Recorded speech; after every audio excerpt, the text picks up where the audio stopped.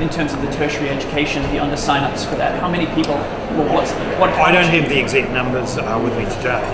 I know that when we set up the fees-free program, we made an assumption around about a 15% increase in enrolments. That was always a generous assumption. And when you've got a period of time where you have unemployment being very, very low, that traditionally coincides with lower enrolments and particularly polytechs. So this is an opportunity for us to be able to use that funding. We still believe in the importance of that program. We still believe that it's giving people opportunities post-secondary school. And it is part of what I was saying in there, that learning for life has to become the norm for people. Part of the idea behind Fees Free was extending beyond secondary school what people think is the normal kind of education and training journey that you've got. So that's the reality of having made an allocation that was more generous than what was needed. Minister, another example that this is a failed scheme? Far from it. I mean, this is tens of thousands of New Zealanders have benefited from the scheme. This is simply a recognition that not all of the money that was allocated for it is being used.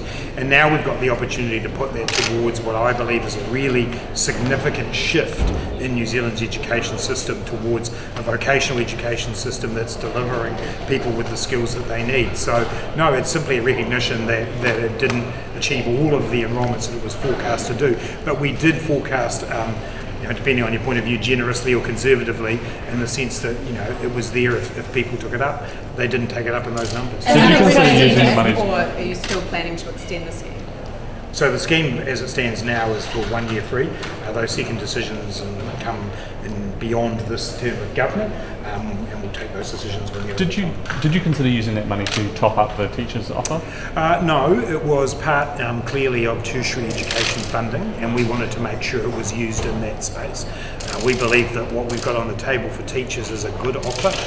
At just over $1 billion, it's a significant offer, and this funding is, important to make sure that what are really significant changes in the whole way we're going to be delivering apprenticeships, workplace training, polytechnic courses. It needs funding and resources, and this is from that sector. Are you worried that the strike will... Doesn't the underspend represent about 2/3 of the annual cost? I think that 197 million figures over a number of years, so it's over a couple of years. Minister, could you just clarify that what does that 197 million refer to exactly? 197 million refers to the underspends that we've seen. We're now in the second year of the program, but I can get you some more details. So it's still potentially about a third. I mean, if it's 350 roughly million a year, that was the estimate, the initial estimate, then it's still a third of the policy. We've still got tens of thousands of people who have benefited from this policy. Yeah, but clearly a lot of people who are taking it up, and the whole point of the policy wasn't it to give. I mean, bear in mind that we've got we have a very, very low unemployment rate in New Zealand at the moment, and what that means is, and it always means this, is that in those situations people don't necessarily take up all of the tertiary education offerings. I think, with respect, people are looking at this the wrong way round. We set a budgetary allocation on an estimate of how many people might take it up. The fact that they haven't doesn't mean in any way, shape or form that we're not getting what we want out of this program. We are. The opportunity remains there for people, but we have had underspends. But you've just said there's low unemployment, potentially the market's different from when you set the policy. Is there still a need to actually have this policy? I mean, don't people have the choices now that they may not have had? Yeah, look, I think it's important to have the policy for the long term, and as I said, it's not just about immediately what someone might do at the end of secondary school.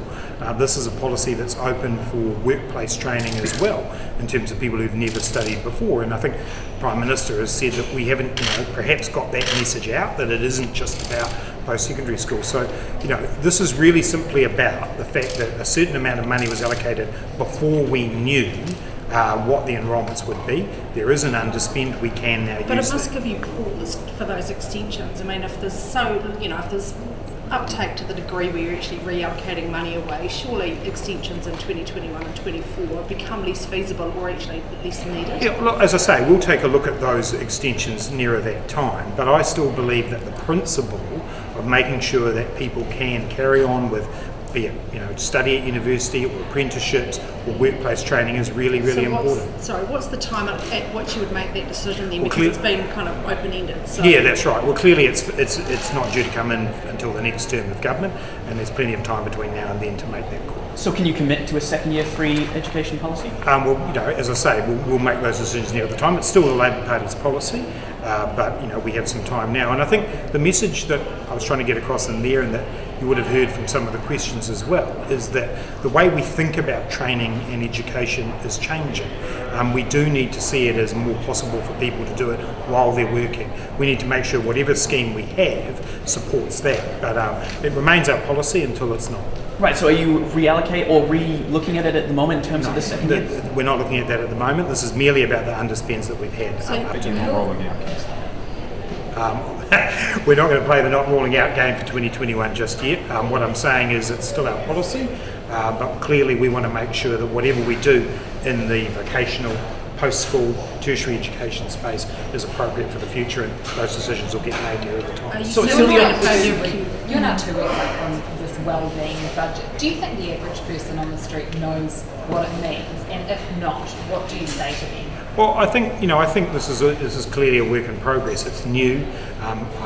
With respect, people don't engage with budgets, deeply and closely, perhaps until they are delivered. The message I've got is that this is about us measuring the success of our country in a way that is more in line with New Zealanders' values. When we ask people, what do you care about for your children or your grandchildren, invariably they'll say that they want them to be happy, they want them to be healthy, they want them to be able to earn good money in a job. We're making sure that the whole budget is now lined up alongside those values. So the message I've got is that budgets from now on hopefully will look more like they're covering the issues that people care about. Is well-being up to the government though? No, and I said that in the room there now. Someone's individual well-being is not something the government can or should dictate. But if we put it at the centre of our purpose, we've got a decent chance of supporting people to achieve their own well-being. But not thinking about it and keeping our measures of success narrow is not going to help those people to fulfil their potential. Minister, can you give us... Has that been a failure of communication in that case? You alluded to the fact that not people, people don't necessarily know that if you're a first year as opposed to post-secondary, it's available. Look, as I said before, I think there is more to be done to communicate out the fact that this can support workplace training, absolutely, and we'll continue to do that. But, I repeat, tens of thousands of New Zealanders have benefited from this, both in workplace training and apprenticeships and also at university education. You said 15% was what you were expecting. Can you give us any sort of indication as to what the actual uptake was in terms of a percentage? I'll need to go back to Minister Hipkins's office to get that for you, but I'm happy to do you think it's over 10%, less than 10%? I'll have to come back, Jason. I'm not going to give a number without it. Minister, in terms of the reprioritisation of spending, can you give us an indication of other things that are being reprioritised? No, as last year, we'll do that on the day, and it's very clearly in the summary of initiatives. You'll be able to see the section there. Some of it is similar to what we're talking about here, where it's money that's no longer needed for a particular project. Other areas, it's where we've decided that we've got a bigger priority than a previous piece of work, but you'll be able to see that on the day. But is Kiwi Build? What about Kiwi Build?